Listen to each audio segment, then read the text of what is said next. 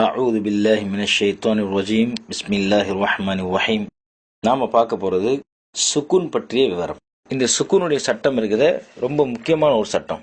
ஏன்னா பெரும்பாலான தவறுகள் குர்ஆன் ஓதக்கூடிய சந்தர்ப்பத்துல எந்த எழுத்துக்களின் மீது சுக்குன் இருக்குதோ அந்த எழுத்துக்கள்ல தான் பெரும்பாலான உச்சரிப்புல தவறுகள் ஏற்படுறத நம்ம பரவலா பார்க்கிறோம். அந்த சுக்குனை எப்படி உச்சரிக்கணும் என்பது பற்றி இன்ஷா அல்லாஹ் இப்ப நாம பார்க்க போறோம். சுக்குன் என்று எதற்கு சொல்லப்படும்? சுக்குனிற்கு வேறு என்ன பெயர் சொல்லப்படும்? சுக்குன் பெற்ற எழுத்தை என்னவென்று சொல்லப்படும்? சுக்குன் பெற்ற எழுத்தை எவ்வாறு ஓத வேண்டும்? ஹம்சா எத்தனை தோற்றங்களில் வரும்? அவை யாவை? சுக்குன் பெற்ற ஹம்சாவை எவ்வாறு உச்சரிக்க வேண்டும்? இப்படியாக எந்தெந்த எழுத்துக்கள்ல சுக்குன் வருமோ அந்த சுக்குனை எப்படி உச்சரிக்கணும் என்பது பற்றி இன்ஷா அல்லாஹ் இப்ப நாம பார்க்க போறோம்.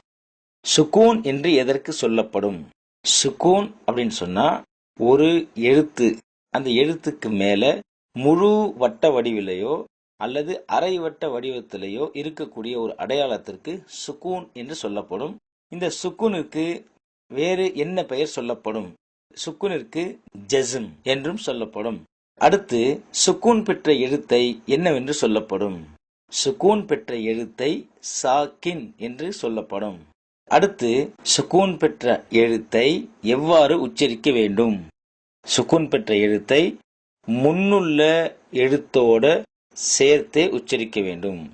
தனியா உச்சரிக்க முடியாது. அந்த சுக்கூன் பெற்ற எழுத்துக்கு முன்னால ஒரு எழுத்து இருக்கும், அந்த எழுத்துல ஹரக்கத் இருக்கும், அந்த ஹரக்கத்திற்கு பிறகுதான் சுக்கூனை வச்சு நம்ம உச்சரிக்க முடியும்.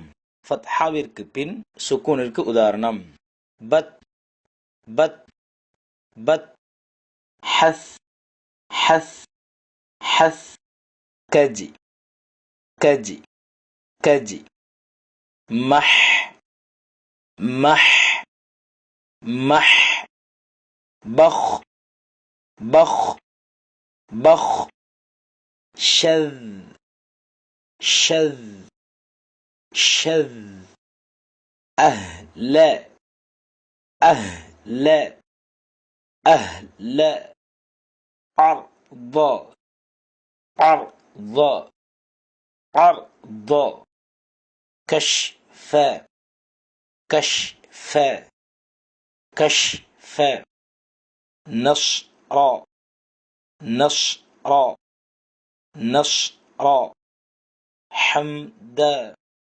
حمد حمد، بعد بعد بعد، أسفل أسفل أسفر என்று சொல்லாம أسفل، أملم أملم أملم، أسلم أسلم أسلم، نفعل نفعل نفعل، أكبر أكبر أكبر، عس عس عس عس عس عس،